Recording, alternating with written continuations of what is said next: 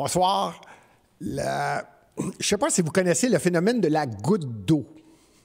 Le phénomène de la goutte d'eau, c'est un genre de supplice. Vous recevez ça sur la tête et ça peut vous rendre fou. C'est à peu près ce qui est arrivé aujourd'hui, le 2 février 2021. Si vous regardez dehors, c'est la tempête de neige. Il me semble que ce serait plus simple. Tu fais tomber toute la neige d'un seul coup, c'est terminé, puis là, tu es pris avec les bancs de neige.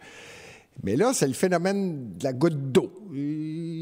Ça va peut-être terminer, puis on ne sait pas quand. Aujourd'hui, on va peut-être parler un peu des différentes stations métro de Montréal, le couvre-feu. Oh, les milieux humides, très important. Les finances de la ville. Ça va être intéressant. Ça va être intéressant. La semaine prochaine, on va travailler un peu sur l'endettement et le phénomène de l'eau, les aqueducs et les infrastructures à Montréal. Ça va être la semaine prochaine. Mon nom est Gilbert Thibodeau. Vous écoutez l'émission Le Candidat. J'ai mis la main sur différents journaux. Évidemment, je prends le métro. Et je lisais que les itinérants ont été finalement exemptés du couvre-feu par la Cour. Et en lisant l'article, je me disais, voyons, c'est spécifié que les itinérants sont exemptés du couvre-feu jusqu'au 5 février. Donc, c'est une décision qui est peut-être repoussée. Étonnamment, je répète, nous sommes mardi et nous enregistrons l'émission un peu d'avance aujourd'hui car le premier ministre va faire une déclaration à 17h ce soir concernant le couvre-feu, justement. J'ai hâte de voir si on va faire une mention concernant le jugement du couvre-feu pour les itinérants. C'est intéressant, parce que le premier ministre avait déclaré qu'il n'y avait aucune exception incluant les itinérants et un juge a dit « Oups, il va y avoir exemption jusqu'au 5 février ». J'ai hâte de voir comment ça va se terminer ce soir. Je répète, l'émission est préenregistrée juste avant la jasette du premier ministre ce soir, 17h, si je ne me trompe pas.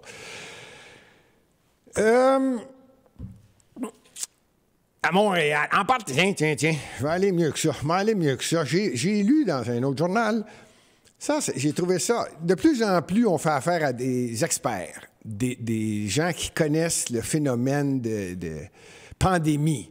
C'est un spécialiste, c'est un épidémiologiste qui a fait cette déclaration-là. Certaines déclarations sont étonnantes, je vais vous laisser juger. L'épidémiologiste a déclaré qu'il est totalement impossible de calculer statistiquement la baisse du nombre de cas qui proviendraient du couvre-feu. Vous avez bien compris? Il est totalement impossible de calculer statistiquement la baisse. Quelle est la baisse? La portion de la baisse qui provient du couvre-feu. Et de poursuivre, mais il ne fait aucun doute que la mesure fonctionne. J'ai entendu des déclarations un petit peu plus claires. Je ne la répéterai pas, vous l'avez bien compris. Caroline!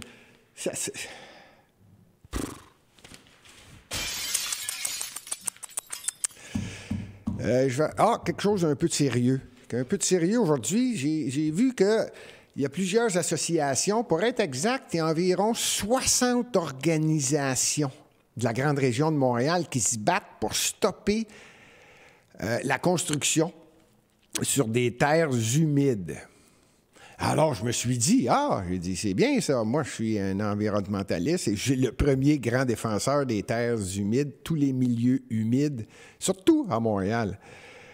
Eh bien, non, ça a l'air que la mairesse actuelle a des problèmes à faire le travail de façon adéquate.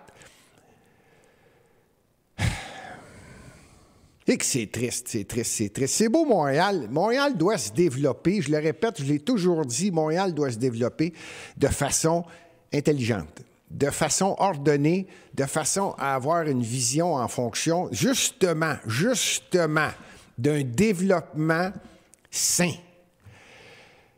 Et là, on est encore en train d'en discuter, mais je suis 100% d'accord avec ces 60 organismes-là qui soulèvent qu'on n'y porte pas une attention particulière et nécessaire quand on parle de développement. Et moi, qui est un grand défenseur du développement de Montréal, je suis étonné, mais je suis bien content que différents organismes le prennent en considération parce que je le prends en considération et effectivement, c'est très important. Je ne vous parlerai pas de grenouilles puis d'oiseaux puis de...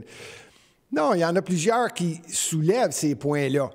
Je le prends en considération parce qu'effectivement, c'est important. Ce sont des milieux humides. Et deuxièmement, Montréal, c'est une île. Donc, c'est évident tout le tour de Montréal, même à quelques endroits sur l'île de Montréal, il y a des eaux souterraines, il y a des endroits humides qu'on doit protéger, ce qui serait tout à fait normal. Alors, je voulais soulever ça parce que un genre d'hommage à ces 60 organismes-là de la région de Montréal.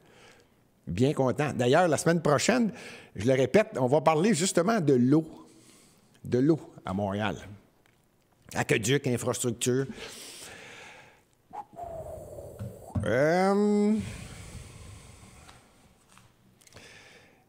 Les itinérants. Oui, j'en ai parlé. Les finances de la ville ne seront pas inspectées par la VG. La VG, c'est la vérificatrice générale de la Ville de Montréal. Elle, je peux la nommer, c'est Mme Michelle Galipeau. Et normalement, Montréal, c'est une année d'élection. Comme plusieurs municipalités et villes au Québec, cette année, en novembre 2021, il va y avoir des élections.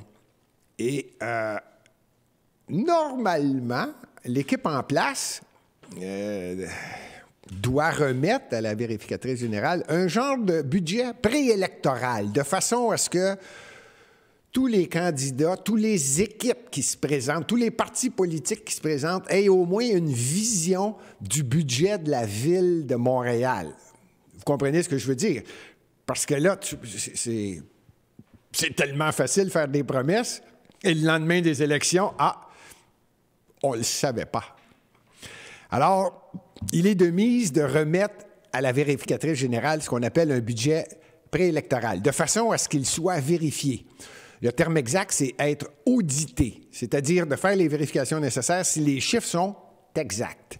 Alors, la vérificatrice générale a reçu le budget préélectoral de l'organisation de Projet Montréal et le parti de Valérie Plante, qui est la mairesse, qui va être en élection, elle aussi, en novembre prochain. Alors,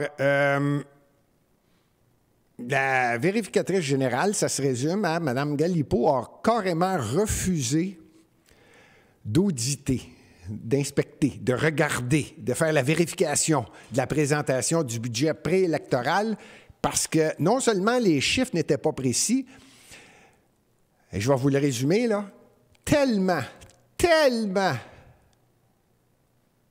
fait à la qui-va-vite pour garder un certain respect, incroyable. Refuser l'audit, tout simplement parce qu'il n'y avait pas assez d'informations probantes pour réaliser un audit sur le rapport préélectoral. Elle est polie, la vérificatrice générale. Je vais vous le résumer. Non seulement ils ne savent pas où ils s'en vont. Le Parti Projet Montréal a déposé un budget en cachant tellement de chiffres que la campagne électorale va avoir lieu Et les chiffres ne seront même pas connus de l'ensemble, des Montréalais. Vous avez le droit de le savoir parce que ça deviendrait public. Voici le budget préélectoral. Non! Il n'y en aura pas.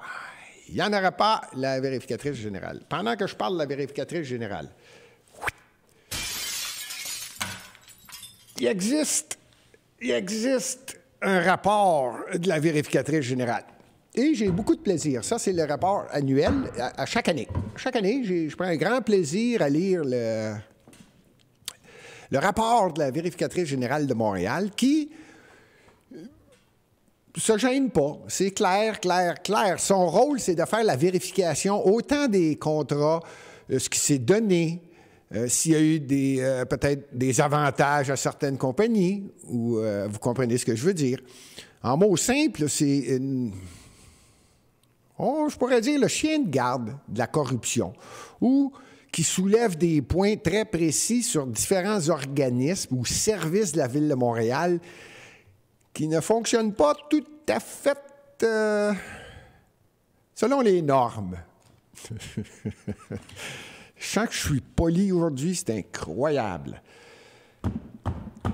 Pourquoi je vous dis ça?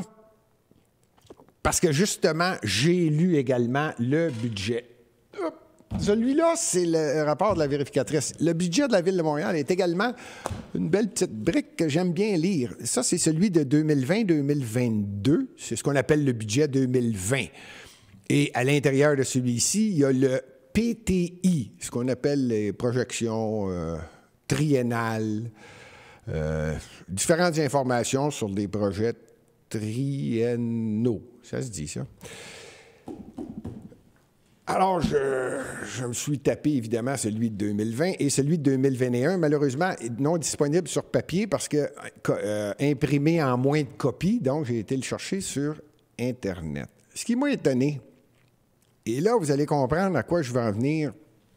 Quand on fait la lecture, autant du budget que de la vérificatrice générale, on sait très bien que celle que j'appelle, et je le dis poliment, là, le chien de garde, celle qui est...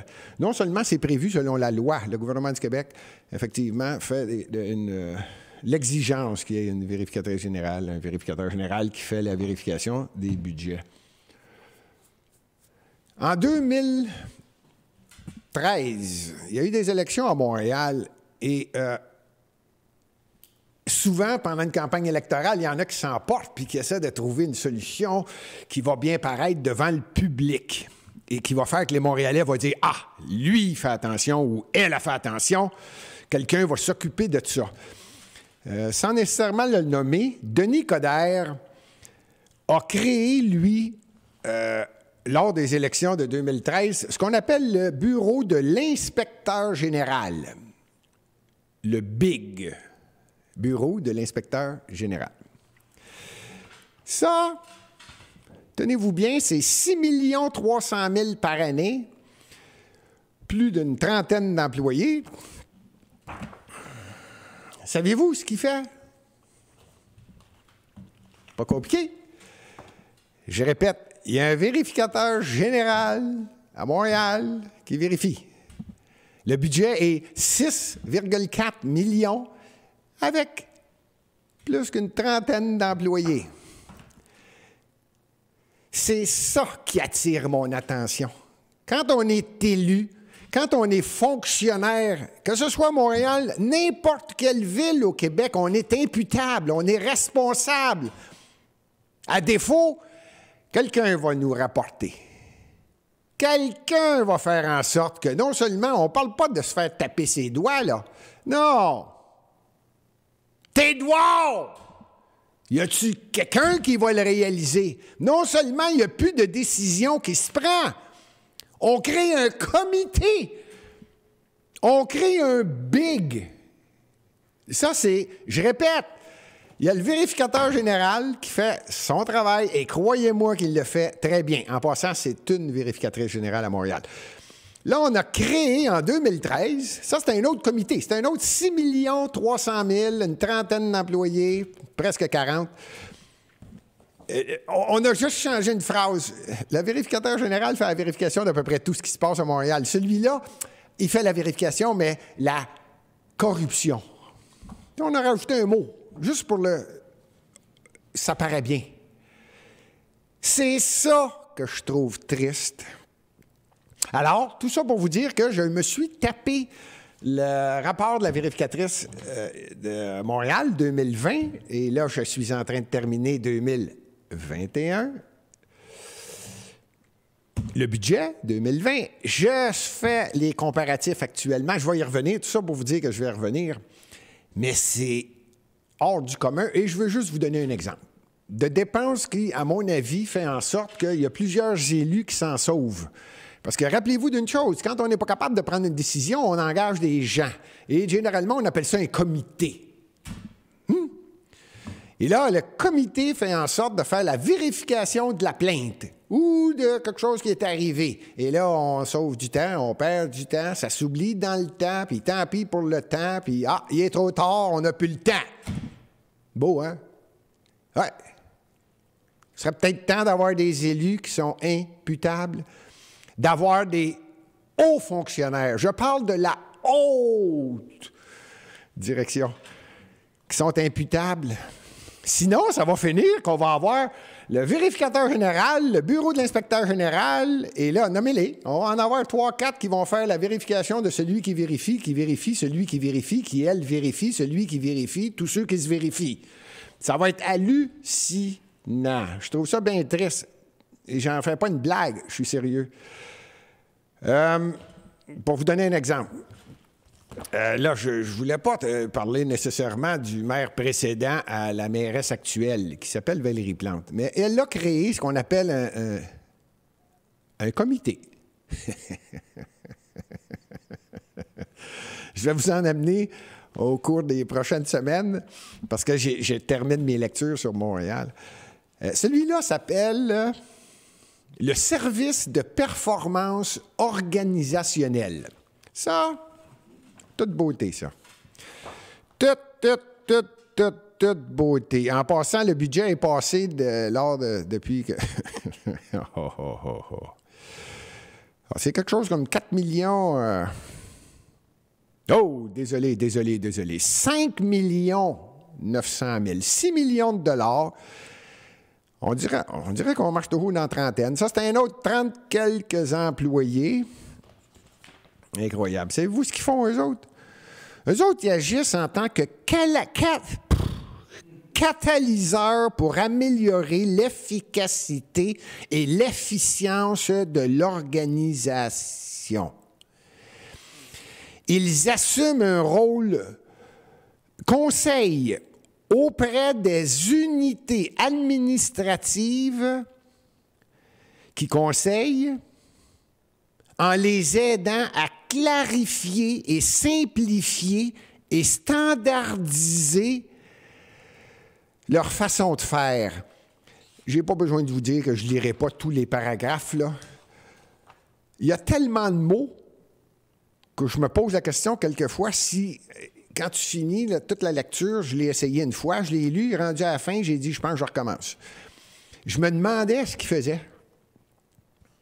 Tout ça pour dire que ça a été créé, ça. Mme Valérie Plante est tout à fait contente de son nouveau département de performance organisationnelle. Eux, c'est pas compliqué. C'est des gens qui sont nommés. Hein? Faites-vous-en pas, c'est des gens nommés. Vous comprenez le principe. Plus on ajoute d'employés à la Ville de Montréal, je ne devrais pas dire ça comme ça. Plus on ajoute des employés à la Ville de Montréal, plus ça coûte cher de taxes aux Montréalais. C'en est choquant. Et ce n'est pas le seul service qui vient d'être ajouté. N'oubliez pas qu'il n'y a pas si longtemps, on a créé un autre comité. D'ailleurs, sur le racisme. Oui, sur le racisme. Qui vont vérifier à ce que tous les employés de la ville ne soient pas racistes, ainsi que la police de Montréal.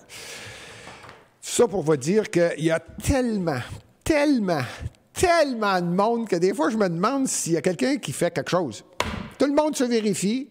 Tout le monde a un comité. Tout le monde relève d'un comité. S'ils ne savent pas quoi dire, ben c'est simple. La réponse, demandez au comité. Le comité va s'en occuper. Et ce que je dis depuis tout à l'heure, c'est que c'est ça. Tout le monde demande un comité, puis le comité demande du temps. Puis au bout d'un certain temps, bien, il y a un autre problème ailleurs. On oublie ce problème-là, on s'en va avec un autre. Puis si jamais il en crée un nouveau, bien, on crée un autre comité. Pas compliqué, c'est juste des créations de comités. Incroyable. Je répète, je vais parler aussi de la dette de Montréal, mais ça, je vais vous aviser d'avance au début de l'émission, le soir où je vais consacrer l'émission à la dette de Montréal. Quand je parle de dette, là, on va parler de le taux d'intérêt moyen pour les 74-75 plus gros emprunts à la Ville de Montréal. On va aller voir comment ça nous coûte en intérêt. On n'a pas payé de capital pas encore, là. Non, voyons donc. C'est la nouvelle mode. C'est la nouvelle mode. C'est comme une tempête de neige. On pousse la neige par en avant, puis la prochaine équipe, le prochain parti va s'en occuper. On dirait qu'il manque de courage. Et pourtant, à mon avis, il y a énormément de Montréalais qui sont prêts à se faire dire peut-être que cette année, on va faire moins d'activités, on va s'occuper des infrastructures. On va s'occuper en partie de la dette. On va s'occuper en partie de dire bienvenue à ceux qui veulent acheter à Montréal sans avoir à leur dire mais ça vient avec une taxe de bienvenue. On va s'arranger pour faire en sorte que les gens soient heureux pendant quelques années, de façon à stabiliser ce qui est totalement instable actuellement.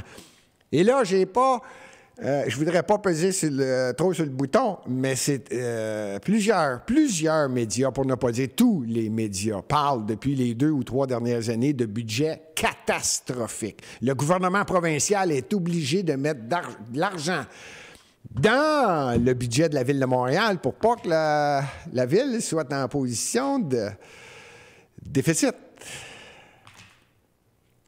Et c'est très important. Parce qu'après ça, c'est le taux d'emprunt.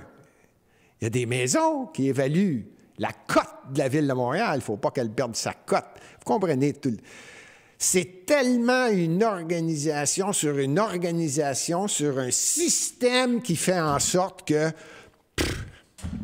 tout fonctionne. Et pourtant, tous les médias, depuis les 2-3 dernières années, parlent de budget catastrophique. Catastrophique. On va avoir l'occasion d'y revenir, mais je ne voulais pas passer mon temps à critiquer. Je pense qu'on en est rendu, surtout que c'est une année d'élection, je pense qu'on en est rendu à trouver des solutions. Je voulais garder le sourire.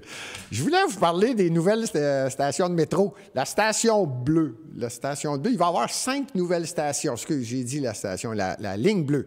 La ligne bleue à Montréal, c'est un peu plus au nord. La ligne jaune-orange, là, puis à partir de Chantalon-Jarry, là, pour ceux qui veulent se situer. Puis là, la ligne bleue va s'en aller vers l'est jusqu'à Anjou. Oui, il va y avoir 5 stations. On va créer un comité pour trouver le nom des stations. Oui, je vous ai parlé de comité. Prends des comités. Prends des comités. Alors, il va y avoir 5 stations. Normalement, quand on choisit une station, on prend le nom de la rue. Hein?